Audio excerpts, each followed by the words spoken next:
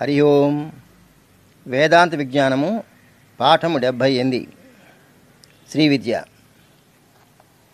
హాది విద్య. శంకరుల వంటి సర్వసంగ పరిత్యాగులు మాత్రమే ఉపాసించాలి ఈ హాది విద్య. త్రికూట విద్య. అంత తిమిరమునకు ఆదిత్యుడు వంటిది ఉపాసన. హ ఆకాశతత్వము శివుడు, హ్రీ శక్తి శివ.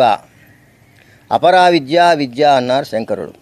అపరావిద్య అంటే కర్మకాండకు సంబంధించిన విద్య, అనగా కర్మలు చేయుట అవిద్య. ఎందువలన? కర్మలు పునర్జన్మ హేతు గనక. అవిద్యను వదిలాము కానీ, అంటే కర్మలు చేయకపోవటం వదిలాము కానీ విద్యను మాత్రం పట్టుకోలేదు. అకర్మత్వము కంటే కర్మలు చేయుటే గొప్పది, కర్మల కంటే ఉపాసన గొప్ప. అవిద్య కామ కర్మ సంసార అంటారు శంకరుడు. అవిద్య వలననే కామము, కోరికల సిద్ధి కొరకు కర్మలు చేయుట, అంటే కామం వలన కర్మ, ఇది సంసారము. ఆకలి తీరుట కొరకు చేయు యత్నము, పరలోక సుఖము కొరకు చేయు ప్రయత్నము, రెండునూ చెడ్డవియే. ఏ కర్మ చేస్తే ఏ ఫలము కలుగునో ఆ కర్మ చేస్తే అది లభించును. కానీ దాని ఫలానుభవం పూర్తి కాగానే ఆ కర్మ ఫలము అయిపోతుంది. ఉపాసన. దీనిని కోరికతో చేస్తే ఇదీను కర్మఫలమునే ఇస్తుంది.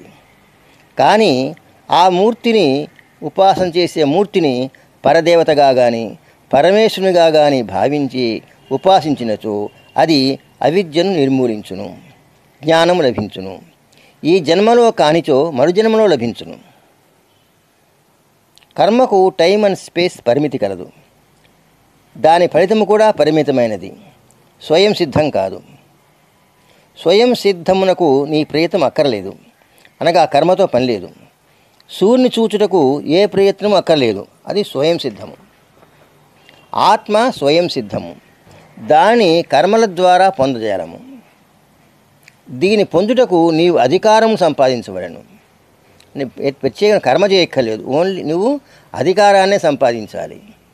అటు అధికారం ఎలా ప్రసాదించబడుతుంది? పరమేశ్వరుని ఉపాసించుటే, అంటే గాయత్రి ఉపాసన. ధియో యోన ప్రచోదయాత్, ఆవిడ అధికారం ఇస్తుంది.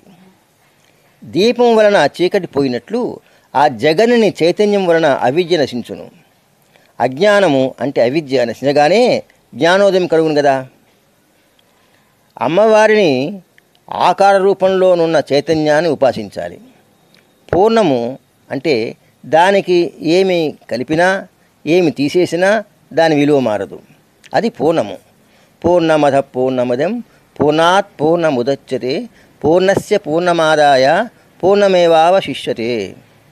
అట్టి పూర్ణ చైతన్యాన్ని మంత్రానుష్ఠానం ద్వారా మాత్రమే పొందగలము.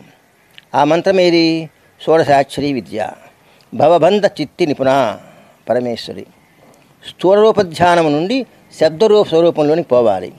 ఉపనిషత్తులలో స్థూలరూపధ్యానం లేదు, కేవలం మంత్రధ్యానము. శబ్దస్వరూపము అది ఓం. ఉపనిషత్తులలో శబ్దం ఓం ఉపాసనయును పరమాత్మ జ్ఞానమును చెప్పబడింది ఉపనిషత్తుల్లో. పురాణములలోనూ ఆగమశాస్త్రములలోనూ స్థూలరూప ఉపాసన చెప్పబడింది. భర్తను భర్తగాను డెత్తును డెత్తుగాను చూసేవారికి సగుణారాధన తప్పదు. భర్తను డెత్తును ఒకటిగా చూడగలిగిన వాడికి నిర్గుణోపాసన సూచించబడింది. స్వస్తి.